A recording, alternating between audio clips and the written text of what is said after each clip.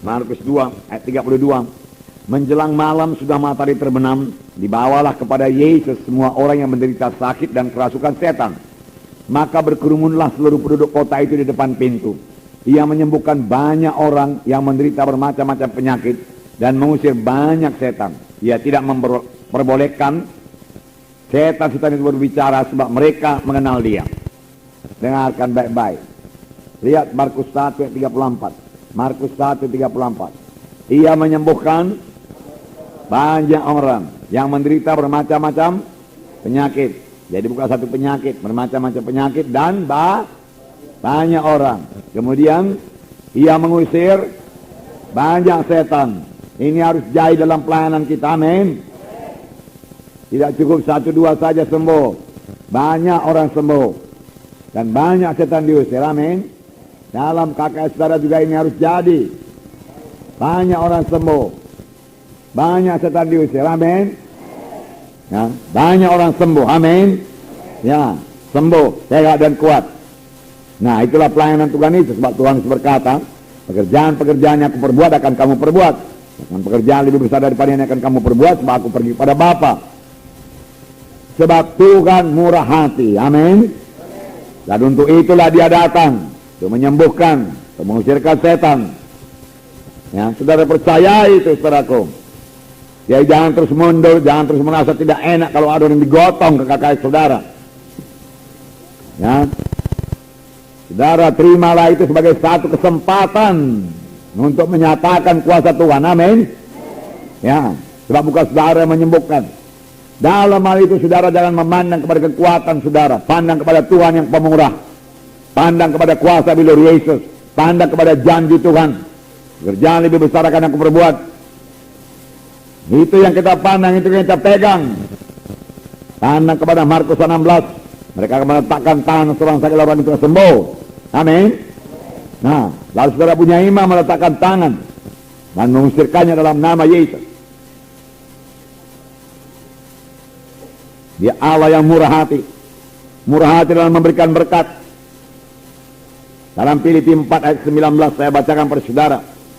Filipi pasal 4 ayat 19. Allahku akan memenuhi segala keperluanmu menurut kekayaan dan kemuliaannya dalam Kristus Yesus. Amin. Segala apa? Segala keperluanmu. Segala, bukan sebagian keperluanmu. Segala keperluanmu, amin. Dia Tuhan yang baik. Dia Tuhan yang murah hati. Kalau dia tidak menahankan anaknya yang tunggal, masakah dia menahankan lagi berkat-berkat lain daripada kita. Mari hidup benar di hadapan Tuhan. Mari tekun mengikut Tuhan. Mari tekun berdoa. Mari tinggalkan semua dosa. Mari bersungguh-sungguh hati mengikut Tuhan. Dan mari murah hati sama sebagaimana Tuhan yang kita sembah itu murah hati. Tuhan meminta anak-anaknya juga murah hati, amin. Dia murah hati dalam mengampuni. Maka anak-anak Tuhan juga murah hati dalam mengampuni.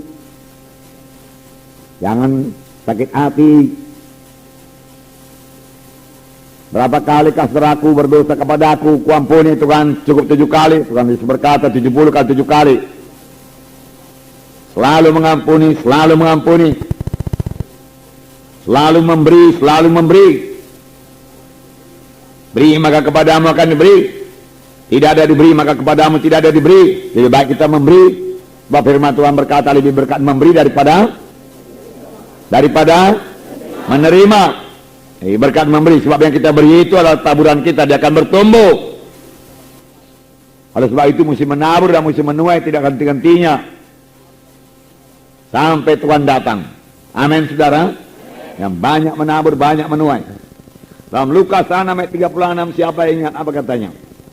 Hendaklah kamu murah hati sama seperti Bapamu adalah murah hati. Ya. Hendaklah saya murah hati sama seperti Bapa saya murah hati. Ya. Seorang bapa yang murah hati, saudaraku, sangat merasa tidak enak melihat anaknya yang pelit.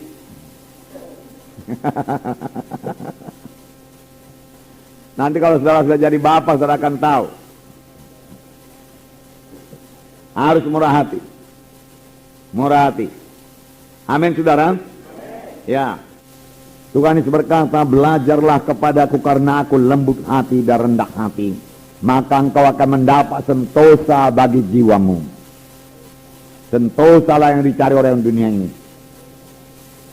Dia cari uang supaya damai, supaya tenang. Dia piknik supaya tenang, supaya damai. Tetapi damai yang sejati, sentosa yang sejati, belajarlah kepada Yesus. Duduk di bawah kaki Tuhan Yesus, percayai firman-Nya. Mika 6 ayat 8 saya bacakan. Hai manusia, telah diberitahukan kepadamu apa yang baik, dan apakah yang dituntut Tuhan daripadamu, selain berlaku adil, mencintai kesetiaan, dan hidup dengan rendah hati di hadapan Allahmu. Hidup dengan rendah hati, adil, bagus. Mencintai kesetiaan, bagus. Tetapi firman Tuhan juga berkata, hidup dengan rendah hati di hadapan Allah. Hidup dengan rendah hati. Firman Tuhan berkata dalam 1 Petrus 5 ayat 5, Allah melawan orang yang sombong. Dalam 1 Petrus 5 ayat 5, demikian jugalah kamu hai orang-orang muda, tunduklah kepada orang-orang yang tua, dan kamu semua rendahkanlah dirimu seorang terhadap yang lain. Sebab Allah menentang orang songkak, tetapi mengasihani orang yang rendah hati. Langkah indahnya. Tuhan melawan orang sombong dan mengasihani orang yang rendah hati. Mari kita miliki kerendahan hati.